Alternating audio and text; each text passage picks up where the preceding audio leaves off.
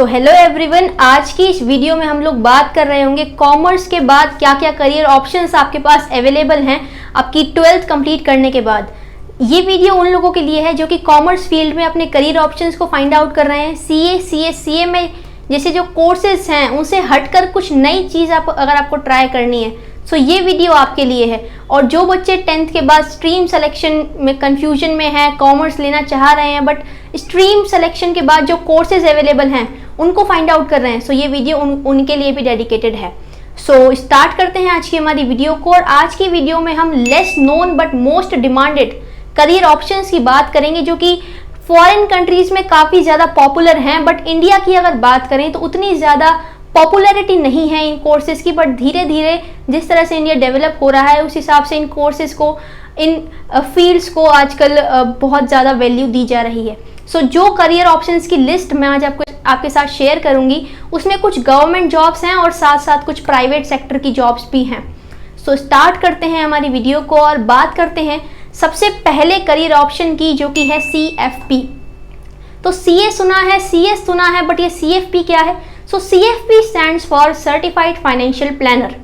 सो एक एग्जाम्पल के थ्रू हम इसे समझते हैं। जैसे कि एक फैमिली डॉक्टर होता है। सो फैमिली डॉक्टर क्या होता है, उसे आपकी फैमिली के हर मेंबर के बारे में पता होता है कि कौन से फैमिली मेंबर को कौन सी डिजीज है, कौन सी दवाई उसे सूट करेगी, क्या आपके फैमिली की मेडिकल हिस्ट्री है, सारी चीज़ें उसे आपकी फैमिली के बारे में पता होती है। तो सर्टिफाइड फाइनेंशियल प्लानर कौन होता है? वो आपको इंडिविजुअल लेवल पर आपकी फाइनेंसेस को मेंटेन करने के लिए गाइड करता है।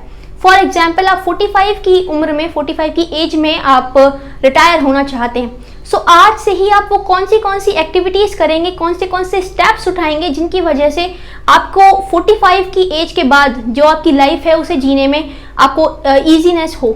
सो कौन सी आप टैक्स बेनिफिट की स्कीम्स में अपना पैसा लगाएंगे, कहाँ पर इन्वेस्टमेंट करेंगे, कौन से शेयर्स को खरीदेंगे, इन सब को आपको इन सब से रिलेटेड गाइड करने का काम होता है CFP का। सो जिस तरह से इंडिया में CA की बात करें, सो ICAI एक बॉडी है जो कि CA के एग्ज़ाम्स को कंडक्ट करती है। इसी तरह से अगर CFP की बात करें, सो FPSB नाम की जो बॉडी है वो इसके एग्ज़ाम्स को कंडक्ट करवाती है और इसे गाइड करती है। अब बात करते हैं सेकंड करियर ऑप्शन के बारे में, और सेकंड करियर ऑप्शन है इवेंट मैनेजमेंट। इवेंट मैनेजमेंट वैसे तो कोई से भी फील्ड का बच्चा कर सकता है, बट अगर आप एक कॉमर्स स्टूडेंट हैं सो आपको बिजनेस से रिलेटेड, इकोनॉमिक्स से रिलेटेड काफ़ी ज़्यादा अच्छी अंडरस्टैंडिंग होगी बाकी फील्ड के बच्चों के कंपैरिजन में। सो आप एक अच्छे इवेंट मैनेजर बन सकते हैं। एक एग्जाम्पल से अगर हम इसे समझें तो मान लीजिए आपके घर में कोई शादी है और आपकी शादी का जो बजट है वो 20 लाख रुपए है। सो अगर आप एक इवेंट मैनेजर को हायर करते हैं सो वो 20 लाख में आपको सब कुछ ऑर्गेनाइज कर देगा कि कौन सी थीम आपको अपनी पार्टी में रखनी चाहिए, क्या क्या फूड आइटम्स अवेलेबल हो सकते हैं इस बजट में सबसे बढ़िया, या फिर इसके अलावा कौन सी जगह या मैरिज होम आपको बुक करना चाहिए, कौन से बेस्ट अवेलेबल ऑप्शंस हैं। सो इस तरह से पूरे इवेंट को ऑर्गेनाइज करने का काम होता है इवेंट मैनेजर का। अगर आपको एक इवेंट मैनेजर बनना है सो इसके लिए आपको कुछ डिग्री कोर्सेज होते हैं वो आप कर सकते हैं, कुछ डिप्लोमा या सर्टिफिकेशंस होते हैं जिन्हें आप परस्यू कर सकते हैं। डिग्री कोर्सेज की अगर मैं बात करूं सो BBA इन इवेंट मैनेजमेंट होता है और एक MBA होता है इवेंट मैनेजमेंट में। इसके अलावा कुछ सर्टिफिकेशंस होते हैं, डिप्लोमा कोर्सेज होते हैं जो कि आप 6 महीने से लेकर 1.5 साल तक इन कोर्सेज को करने में लग जाता है। सो इवेंट मैनेजमेंट एक अच्छा फील्ड हो सकता है, इसमें आपको एक एक्सपर्टीज़ की ज़रूरत है, उसके बाद आपका जो बिजनेस है वो अच्छा चलता है। अब बात करते हैं हमारे थर्ड करियर ऑप्शन के बारे में।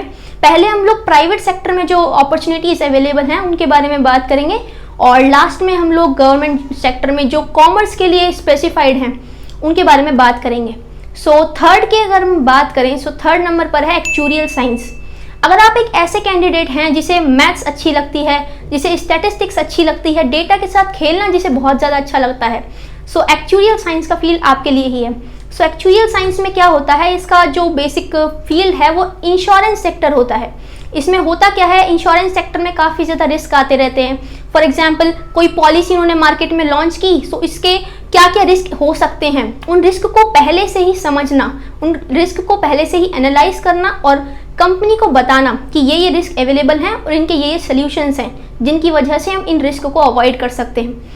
सो इस एनालिसिस का जो काम होता है, पूरे डेटा को एनालाइज करना कि किस तरह से इस रिस्क को अवॉइड किया जा सकता है, वो काम होता है एक्चुअरी का। सो एक्चुरियल साइंस करने के बाद, इस कोर्स को परस्यू करने के बाद आप एक एक्चुअरी बनते हैं, जिसका बेसिक जो फील्ड है इंडिया में वो इंश्योरेंस सेक्टर है। सो अगर आपको मैथ्स, स्टेट्स और डेटा अच्छा लगता है तो ज़रूर इस फील्ड में आपको जाना चाहिए।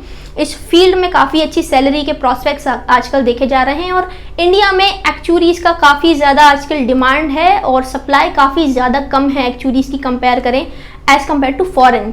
सो अब बात करते हैं हमारे फोर्थ करियर ऑप्शन के बारे में, जो कि है fund manager. So fund manager क्या होता है? आप अपने पैसे को शेयर मार्केट में इन्वेस्ट करते हैं, बट कुछ लोग होते हैं जो शेयर मार्केट में डायरेक्टली अपने अमाउंट को इन्वेस्ट नहीं करना चाहते।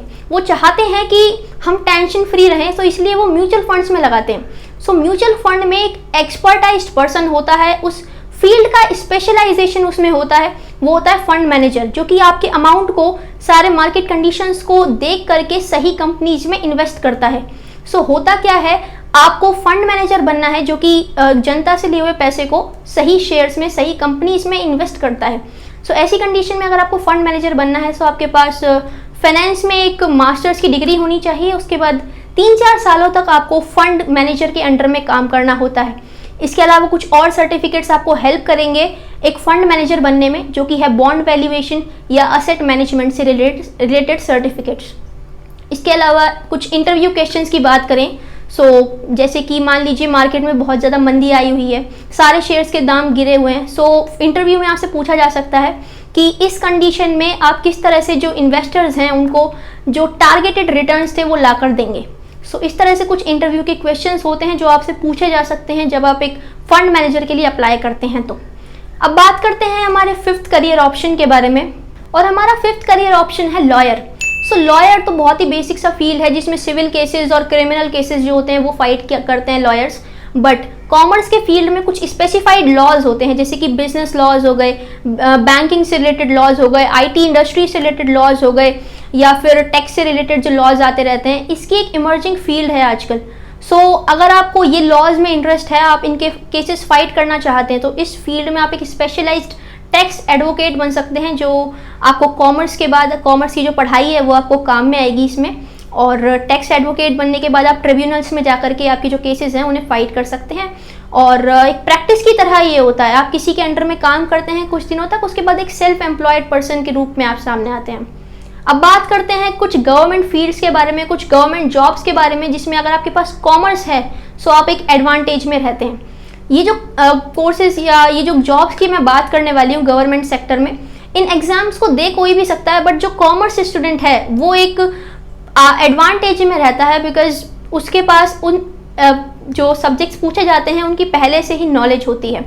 दो जॉब्स के बारे में मैं आपसे इस वीडियो में बात करूंगी। तो बात करते हैं उन गवर्नमेंट जॉब्स के बारे में।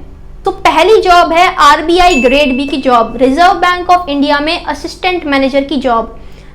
रिजर्व बैंक ऑफ इंडिया में जो असिस्टेंट मैनेजर की वैकेंसीज निकलती है लगभग 250 के करीब पर एनम।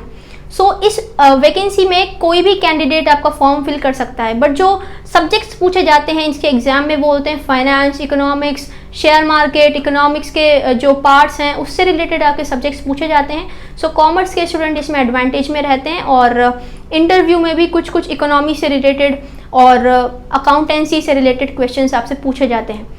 अगर आप एक RBI ग्रेड बी में असिस्टेंट मैनेजर बनते हैं, आपकी जो पोस्टिंग होती है वो मेट्रो सिटीज़ में ही होती है, बिकॉज RBI के जो सारे हेडक्वार्टर्स हैं वो यहाँ मेट्रो सिटीज़ में ही अवेलेबल हैं, और इसका जो मेन हेडक्वार्टर है वो मुंबई में अवेलेबल है। इसके अलावा बात करें सैलरी की, तो जो आपकी इनिशियल सैलरी होती है वो अराउंड 80,000 से स्टार्ट होती है, मतलब ज्वाइनिंग के तुरंत बाद आपको 80,000 मिलना स्टार्ट हो जाता है। काफ़ी अच्छी बात है ये तो। इसके अलावा एक और गवर्नमेंट जॉब की हम बात करें तो वो है IAAS, Indian audit and account services. इस पोस्ट तक पहुंचने के लिए आपको UPSC CAC का एग्जाम क्लियर करना होता है।